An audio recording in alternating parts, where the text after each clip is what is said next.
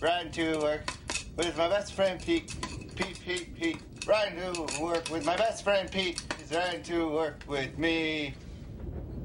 Don't let fruit hang around. Clean it up with Orbit. Ow. Fabulous. Ow. For a good clean feeling after any meal, try new Orbit Micro Packs.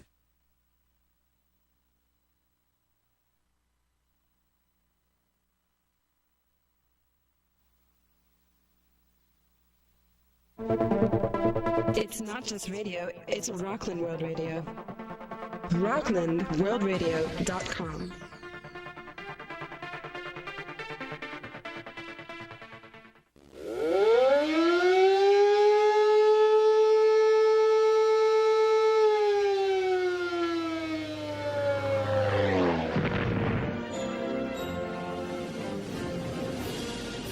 My fellow conservatives, are you tired of being lied to by the liberal media monopoly?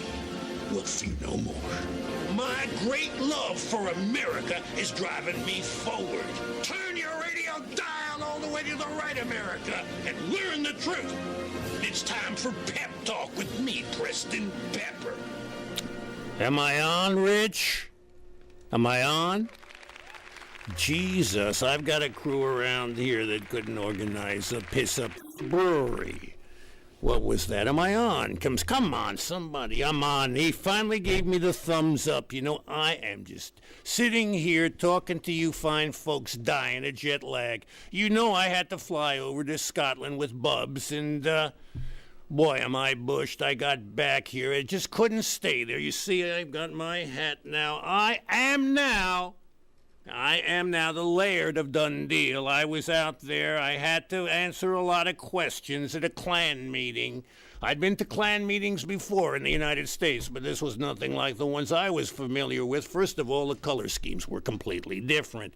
You know, the clothing you wear to one of these Klan meetings, you just can't pop it in the washer and throw a little bleach in there. You know, it would all run. It would be terrible. But I've got grave news from Scotland. Scotland the brave is now Scotland the broke, and it's only because of years and years of a Labour government. They were perfectly honest with me, Pep. They said, Pep, you know, we really didn't want to see the Laird of Dundee selling his castle and his holdings, but we're happy that it's a white man from the United States instead of somebody from the Middle East. And when they found out that Bubbles McAdoo was signing the check, they were really feeling a whole lot better, and we had a council of the clans, and we were there with the lairds of done well and done poorly, done right, done wrong, done away, and all of these dones, and we sat around the table, and we were, you know, very, very honest with each other, and they basically said to me, Pep, we're broke. You know, we could probably put together a very attractive deal, and there was Bubbles. You know, she felt like she had returned to her ancestral home, and she was wearing her little tam o' shan and her tweed coat and a scarf that designated, you know, her colors, the McAdoo colors, and her kilt, and Bubbles was sitting there, and she was so moved that poor Bubs was crying, and the first thing she did was she said, "Worthy gentlemen, worthy lords of Scotland, fear no more." And she pulled out her famous checkbook and pen, and she said, "How many zeros?" And with a swipe of a pen, Bubbles McAdoo had made Scotland solvent again, and they were throwing their bonnets up in the air and pulling out their claymore swords and drinking whiskey and shouting, "Hip, hip, hooray, for Bubbles McAdoo, Queen of Scotland." That's what they want to call her now, the Queen of Scotland. And the phone rang, and it was my good friend Sean Connery, and he said, "Oh, my God, Pep, you are a laird of lairds." And the party went on, and we were having a good time. But meanwhile, I knew I was going to have to cut it short, and I said, "Bubs, I just love my new title, and I love my new friends, and I love my new holding. I love these colors. I think they are very, very flattering to me. And you just look so wonderful. You look like the most beautiful woman on God's green earth. Here, back in your ancestral Scottish country, and it was an amazing time. And we partied with these fellas in the castle at Dundee for 3 days. And then we had to get down to business. We took a look at the books, and believe me, the books didn't look too good. What did we have? Well, we had the castle, a pile of debts. We had a lake, which they call a lock there, and one of the local tanneries had gone out of business and spewed a lot of toxic waste into the aforementioned body of water, so now we're calling it Loch Mess, but we'll clean that up, and we have a scheme. We are going to reopen. We're going to reopen the distillery, and we are going to manufacture a fine single malt Scotch whiskey, which we are going to call appropriately, naming it after one of our good friends in the United States, Glenn Beck. And in fact, I called Glenn up on the phone, and I said, Glenn, we want to name a Scotch after you. And he was so touched. He was crying practically. People say that the right is just a bunch of people with no feelings. That is not true. In fact, we are feeling driven. We are those kinds of people. We run on emotion, enough said. Well, anyway, I left Bubbles in charge of her newly acquired possession, Scotland, and I got on the plane, and I was back, and I get back to town, and I tell you, it's terrible. Everything is terrible around here. I had wanted to spend more time in Europe sussing things out for some of my banker friends down on Wall Street who really put a lot of faith in anything old Pep has to say about the world situation. I get in my car, I pick up my Avante from Vito and Tony out at Tyrannosaurus Rex. They specialize in vintage cars like that Avante I've got, and they just love working on it. I get in the car, and I'm driving down the road. I turn on the radio, and pop! It's public radio. The boys have played a little joke on me. My cell phone rings, and it's Tony. He says, gotcha!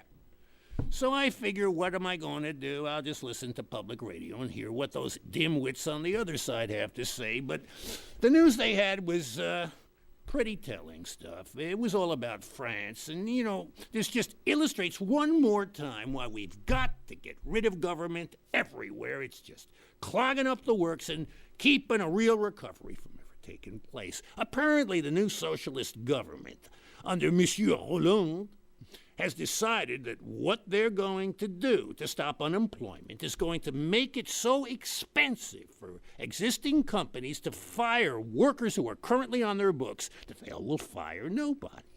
Sounds pretty good, huh? Sounds pretty good to a dim-witted, lame-brained socialist who's playing for votes. Because what's that going to do? If you take a look at what the big problem in France is right now, it's like the big problem in almost every country in the world. It's finding jobs for a new generation of graduates whose horizons are very dim.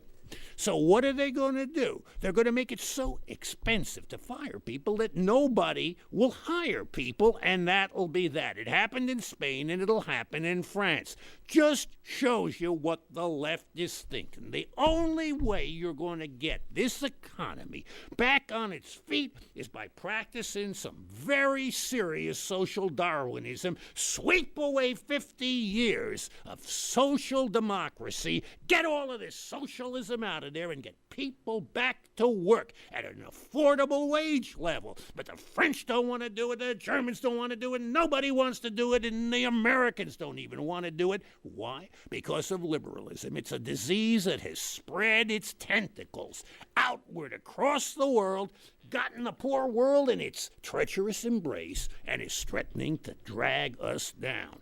I got a call later that day that was equally as disturbing. I was sitting there going, what is going to happen to the France I love? What is going to happen to the United States that I love even more than the France that I love? And the phone rang, and it was a couple of good friends of mine, the Koch brothers. What wonderful guys they are. They have always come through for me, and I've always come through for them, because that's what it's about, America. It's about loyalty. It's not about money. They got money, I got money. What the heck do we care about money? What we care is about loyalty to an existing system that has served so many Americans so well, if they were ready to roll up their sleeves and do the work.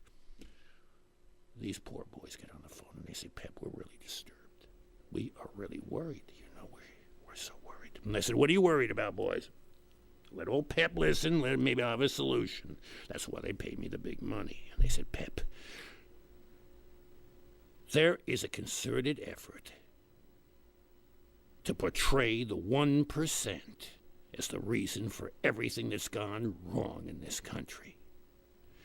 The 99% went on a reckless buying spree, buying up things they didn't need with money they don't have, and now that it's time to pay the piper, it's like they want us to put our head on the block because they didn't know how to control their impulses.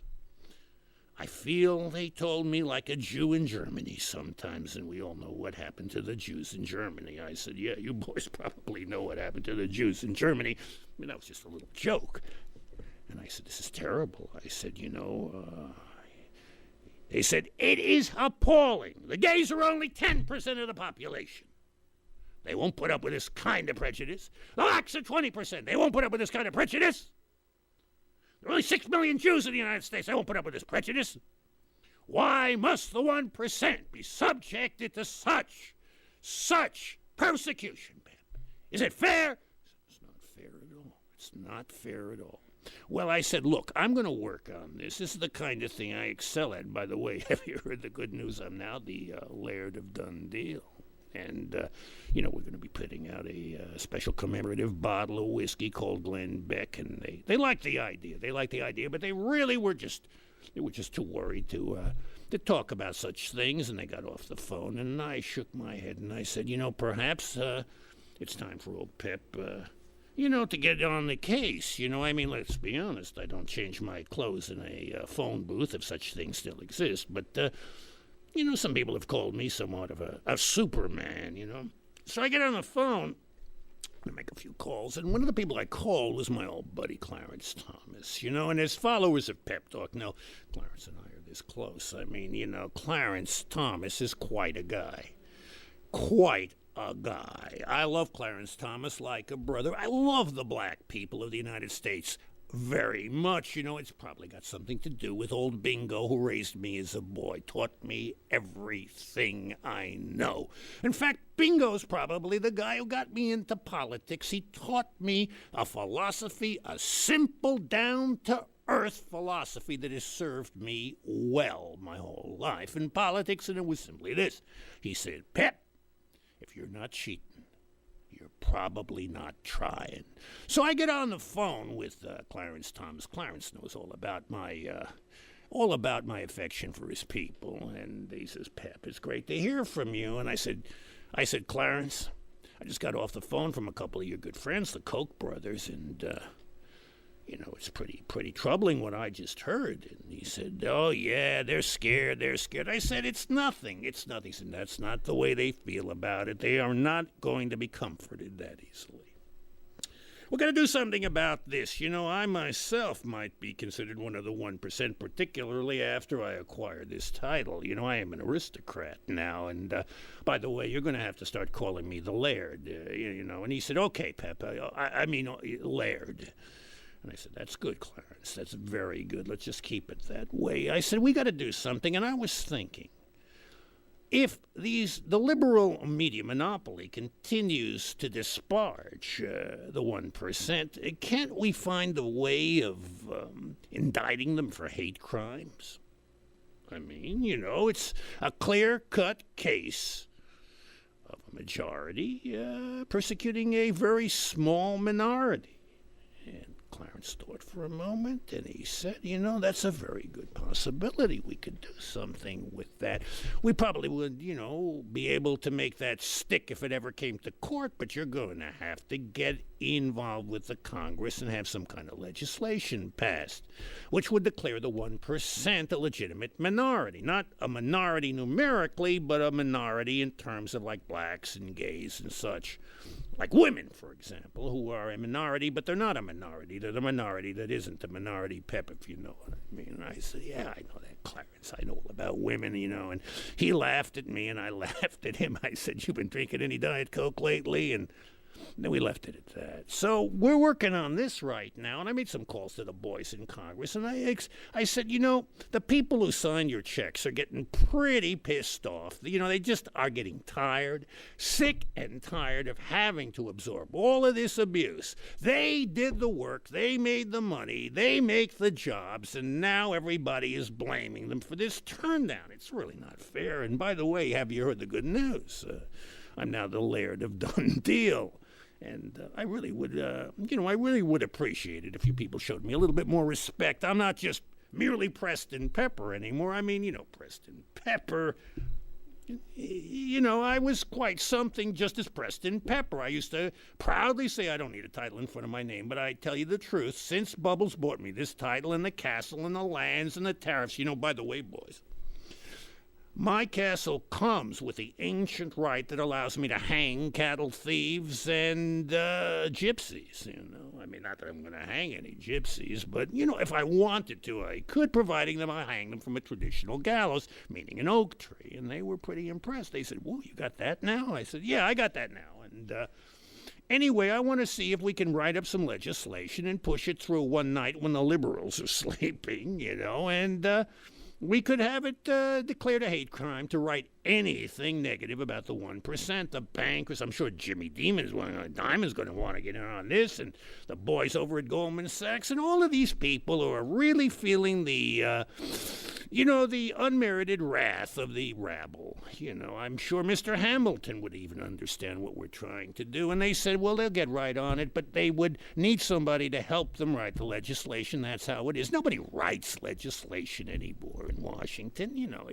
It's something you really don't do. You don't want to write too much. You might get writer's cramp, and that could really hurt your golf game. So nobody does that anymore. And, I was very proud of myself when that happened, and I thought, it's really good that I'm on the case, because I do not like to see my friends feeling like they got no way out. Well, I went back to Eagle's Claw, and I had a little bit of lunch. I had to make sure, with Bubbles away, that everybody who works on the gardens and on, the land there is, taken care of. We feed them a very, very, very careful diet. You don't want to give these people anything that they can't digest carefully. So we serve them no natural food. We serve them fried bologna, Wonder Bread, potato chips, and Tang, and they seem to love it. You don't feed them too much, because people work best when their stomachs are half full. I found with these new types of people who are coming into the country to work, if they eat too much, they're prone to taking siestas. You can't get anything out of them. Then you have to start cracking the whip, and you never know when some liberal journalist is going to show up, and it's an unsightly thing. You don't want it seen on television. And after I got that straightened down, I sat back and I started reflecting. And I'm going to tell you something. It's quite interesting, Everybody in the United States is always screaming about the political system. They're always going, "I can't stand the system. Why doesn't anybody tell the truth? This party is crazy. This party is wimpy." And depending on what side of the political street you're on, you can basically apply the same phrases to one or the other two parties. And they say, "Nobody tells the truth. I want to hear the truth. When is somebody going to tell me the truth? I don't want to hear his truth. I don't want to hear her truth. I don't want to hear their truth. I don't want to hear anybody's truth. I want to hear my truth, the sacred truth, the truth that I believe in, the truth that has always been the truth to me, truthfully." So they start screaming about that. And what I find so crazy about that is, after my long career in American politics, I know it's pretty much a big given that the truth is basically like drinking hemlock. I mean, nobody really wants the truth, because nobody is prepared for the truth. The truth, it's like that old comedy routine with Mel Brooks. "If I told you the truth, you couldn't take it." He used to be pretty funny, that guy was, I'll tell you. I used to like to listen to him in the Avante when I was driving down the road. And nobody can take the truth, and it's also axiomatic. We know it for a fact, and it's one of the few things that you can scientifically qualify in American politics, is that the first man to mention the truth loses. The first man to mention the truth loses. And why is this? Because nobody wants to hear the truth. What, you want somebody to get up there and say the economy is terrible and it's going to only get worse. We only have ourselves to blame. We're going to have to make big cuts. We're all a bunch of idiots. No, nobody's going to talk like that. That's not what they want. What people want is something a little more positive, and yet they keep clamoring for the truth. So what does one do? And I started thinking, how could we have an election? Get the truth, and still win the election. And it occurred to me, well, if the first man to speak the truth loses, and losing means getting the fewest votes, why don't we invert the whole process? In other words, instead of the man who gets the most votes winning the election, it'll be the man who gets the fewest votes who wins the election. And as I thought about that, sitting in my hammock watching the workers in the garden toiling under the hot sun and appreciating the beautiful view I have from Eagle's Claw of the river, and feeling pretty good with myself, feeling very Laird-like, I said, Pep, what a brilliant idea. Can you imagine how wonderful it would be if the man who got the fewest votes won the election? It's a revolutionary concept. Hamilton would have liked it. You've really surpassed the Electoral College. So what would happen then? I mean, suddenly people would be clamoring to speak the truth. People would be unafraid. What they would be saying is such things as, what would they be saying? They'd be scrambling to tell the truth. They'd be saying, the economy is terrible and my party is to blame. I am a total fool. I cheated my way through college by paying someone to write my term papers, and that's probably how I'm going to handle my speeches. I hate kissing babies. I hate dogs. Football revolts me, I love sushi, and I think that stock car racing is a form of mental illness. Okay? You got that? I think stock car racing is a form of mental illness. And that's how you would win an election. They'd probably be losers, though, because, these liberals aren't too smart, and they probably would not be able to make the adaptation. Probably someone would come out and he'd make a speech, and everybody'd be screaming, and he'd come out there and talk to his handlers, and he'd say, hey, I killed that crowd. They loved me when I told them the economy is rebounding and America's #1 in health care, and our public education really rocks. And they would say, you what? Yeah, I told him it really rocks. You what? What do you mean, what? He said, you're going to lose the election. They want to vote for you now. Well, isn't that good? I mean, they want to vote for me. I mean, that's how you win an election. And he says, no, you dumbbell. Don't you keep up with what's going on in Washington. There's a new set of election rules that the Republicans snuck in the middle of the night. It's the man who gets the fewest votes now who wins the election. Where have you been? Well, I've been off on a bender with my secretary. Well, then tell him that. Who in their right mind is going to vote for some profligate lush? I've got to do everything, and that's how my system would function. I think it's a grand idea. The man who gets the fewest votes would win the election, and I was feeling really good about myself at that moment. And what does old Pep do? I called up my dad, and I said, Dad? And he said, yeah, what do you want? I said, I don't want anything. He said, well, you don't lie to me. What, are you trying to get elected? I said, are you reading my mind? He said, yeah, like a dirty book. That's Red's idea of a joke. And I said, look, I just came up with the most brilliant idea. The guy who gets the fewest votes wins the election. What do you think of that? He stopped for a minute and he said, Nobody votes anymore anyway. Who cares? How's your Viking funeral working out? And I said, well, not too badly. I got a date tomorrow with Dominique Simone, my good friend. Oh, yeah, from the abattoir, that 4-star schnook. Dominique's not such a bad guy. He said, yeah, well. I said, we're going to go down to the Silicon Valley and hold a casting call for Valkyries. Yeah. Well, anyway, I hear your Highland fling went pretty well. I said, yeah, I'm the Laird now, Pop. I'm the Laird. Well, good luck. And he hung up on me. And, I thought it was a pretty productive call. That's my life. Ladies and gentlemen, since I've acquired this title, I've really undergone a metamorphosis. I now see the world not so much in black and white, but in many various plaids, and I'm very proud of this. I think it brings a feeling of noblesse oblige to my life, and I think I'm going to have to work harder and harder to help the people in need, like the 1% who are being persecuted by all of these crazy people out there who have been stirred up by the liberals.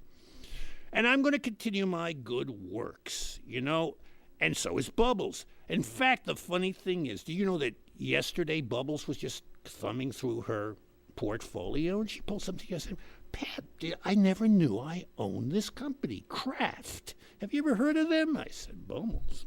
They make all the macaroni and cheese. And she said, my God, I didn't know that. Should we give some to the poor people? I said, no, you don't want to give it to the poor people because then they would take it as an entitlement. But what we're going to do is give them coupons. That will be empowerment. That's what America's about, empowerment to make them strive to rise to the top. This year they're all homeless, living under bridges, but God knows with that kind of a push, next year they could be trailer trash. That's what America's about. This year you're living under a bridge, but baby, next year I'm going to live in a trailer. The sky is the limit. And for you, the chances are a whole lot better because you're getting the truth from me, Preston Pepper, the Laird of Dundeel, on Pep Talk. We got 'em. The liberals are on the run. I love you. I love you.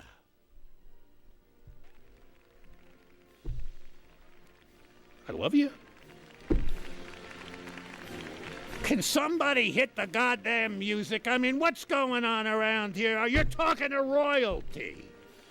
My title goes back to Bonnie Prince Charlie, for Christ's sake. What's going on around here? This cap's got a bullet hole in it from the Battle of Culloden. I am completely disgusted with what's going on in the United States right now. A bunch of people just don't want to work. They don't want to do anything. Entitlement, liberal entitlement, has destroyed this great country. Never, ever give up the fight. Bring it back and get these trains to run on time. Good night.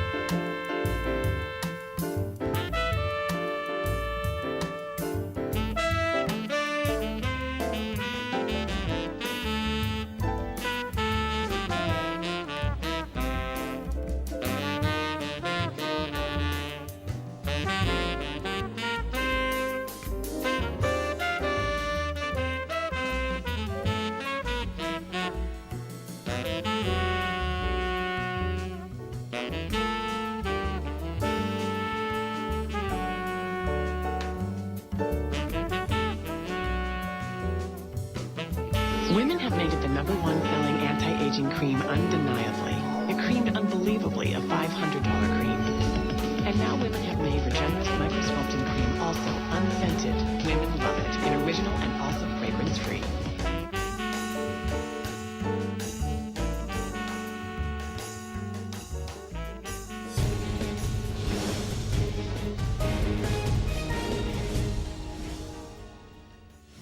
Hello and welcome to Spinners and Winners. I'm Jonathan Carl, and I am here at the National Zoo in Washington, D.C. with Speaker Newt Gingrich. Thank you for joining us. Great to be here. So looking to the general election, what's the thing Romney has to guard against? What's his biggest weakness? Look, I think the biggest weakness is going to be the tendency of the consultants to say, play it safe. If Romney stays on offense, continues to define the choice clearly. And if the American people find themselves by Labor Day asking a very simple question, can I afford 4 more years of Barack Obama? Not do I like him, not do I agree with him, can I afford it? I think Obama could lose by a surprising margin. Now, your good friend Sheldon Adelson has just come up with a lot of money for the Romney PAC. Did you encourage him to do that? Did you put in a good word? Sure. I mean, look, I've told all of my supporters, this is the most important election.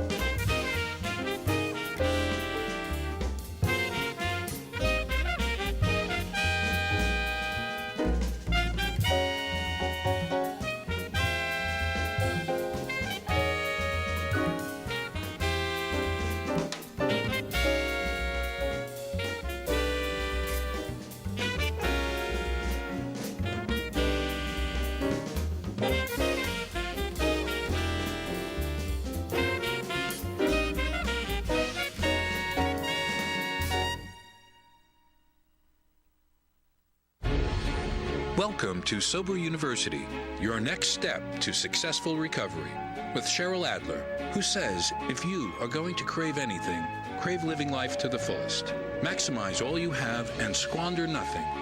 This program provides information to help you get your physical, mental, and spiritual house in order. And now, the host of Sober University, Cheryl Adler.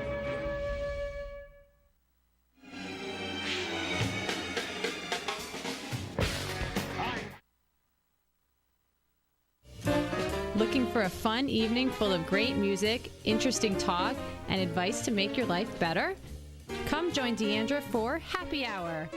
Listen live every Tuesday night from 8:30 to 9:30 p.m. or play back the archive anytime. Make every hour a happy hour. Drink it up only on RocklandWorldRadio.com.